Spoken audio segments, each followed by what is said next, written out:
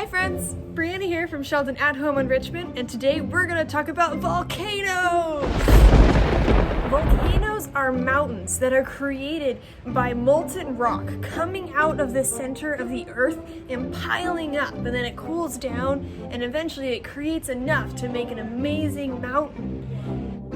Today is the 40th anniversary of the eruption of Mount St. Helens.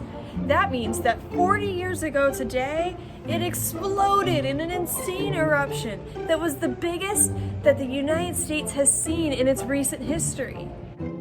Mount St. Helens is located about 3.5 hours from us in southwest Washington.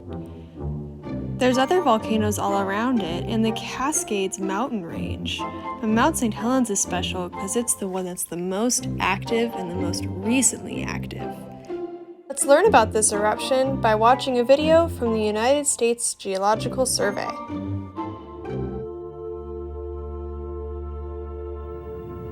On the morning of May 18, what actually happened, the landslide basically uncorked this pressurized body of magma and allowed it to explode or expand out towards the north very rapidly. This is what we call the lateral blast.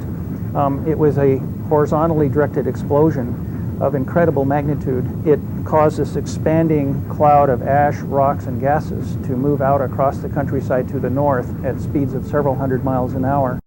So today we're going to talk about volcanoes by making a really cool baking soda volcano. This is that classic, really awesome baking soda eruption that we all love to see. It only takes a couple of household supplies. First, you'll need some vinegar.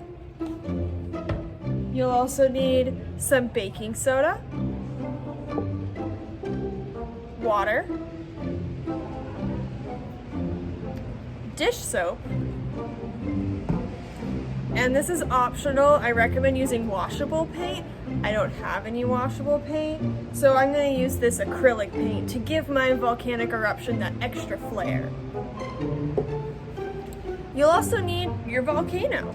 I recommend doing this out in your yard and just kind of piling up some dirt or gravel, but I have my little apartment here and don't have a yard, so I made a clay volcano. It's really cute and I love it. On the inside of it is a little cup, and you'll also want a cup to put all of your ingredients in and mix it up. Here's a super quick time lapse of how I made my volcano. I just kind of layered up a bunch of clay and kept going, and then I added the clay in layers like they were lava poured out onto the volcano and building up over time. Alright, so inside of our little cup here, first we're going to pour some of the baking soda. Oh, and I made a mess. And it's okay. Oh my god, I'm making a huge mess. There's just gonna be like a lot of extra fizzy around here. If you're using a small cup like this, I recommend using a funnel, like I am with my hands. We're going to pour some of our water in.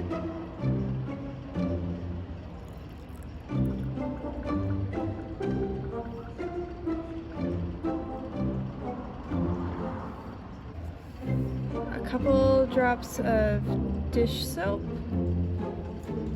and a little bit of paint.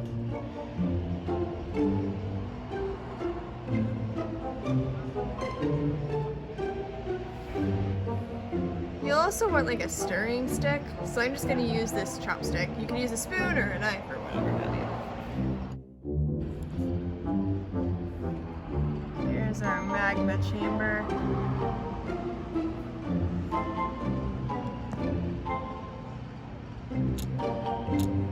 And now it is time to pour our vinegar in. Get ready for explosions.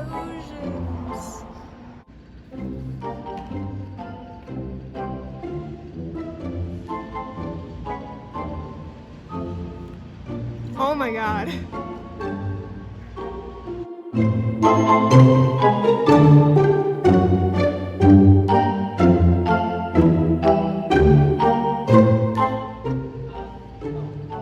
Oh no! I put way too much baking soda in this.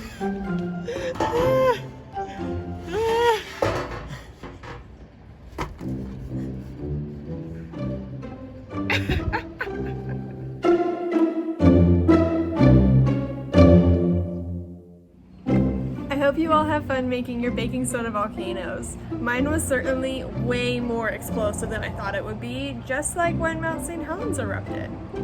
Enjoy and make sure to post videos and pictures of your baking soda volcanoes. See you all next time!